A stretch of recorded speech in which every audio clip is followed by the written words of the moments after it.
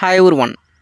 'Nani' and Sailesh Kolanu గారి కాంబినేషన్‌లో వచ్చిన 83 మూవీ చూడడం జరిగింది. ఈ మూవీ శైలేష్ కాలోని గారికి కమ్‌బ్యాక్ మూవీ అని చెప్పుకోవచ్చు. ఈ మూవీ అయితే శైలేష్ కాలోని గారు చాలా కేర్ తీసుకొని చేసినట్టు కనిపించింది మనకి. ఎందుకంటే 'సైంధు' మూవీ తర్వాత వస్తున్న మూవీ ఇది. ఈ మూవీ కూడా ఫ్లాప్ అయితే ఖచ్చితంగా శైలేష్ కాలోని గారి కెరియర్ అనేది ట్రబుల్‌లో పడతది.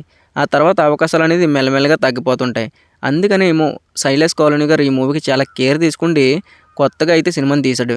నిజంగా హిట్ 1, హిట్ 2 సినారియోలోనే హిట్ 3 ఉంటదనుకున్నా నేనైతే.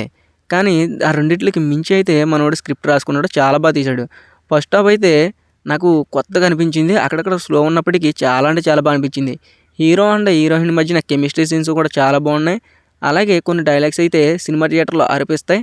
నాని అన్న యాక్టింగ్‌తో అయితే పూనకాలు రప్పిస్తాడు. ఖచ్చితంగా ఈ మూవీ అయితే ఓవరాల్‌గా చూసుకుంటే చాలా అంటే చాలా బాగుంది. ఈ మూవీకి బీజీఎం కూడా కొంచెం ఎక్కువ కొట్టుంటే చాలా బాగుందనిపించింది. కానీ బీజీఎం ఓకేగా ఉంది. కానీ ఇంకా ఎక్కువ ఎక్స్‌పెక్ట్ చేయొచ్చు బీజీఎం అయితే. ఎందుకంటే ఇది ఒక పాన్ ఇండియా సినిమా కాబట్టి ప్రతీదీ కూడా హైలోనే ఎక్స్‌పెక్టేషన్స్ ఉంటాయి. నాకైతే 'నాని అన్న' ఎంట్రీ బీజీఎం అయితే చాలా బాగా నచ్చింది ఈ మూవీలో.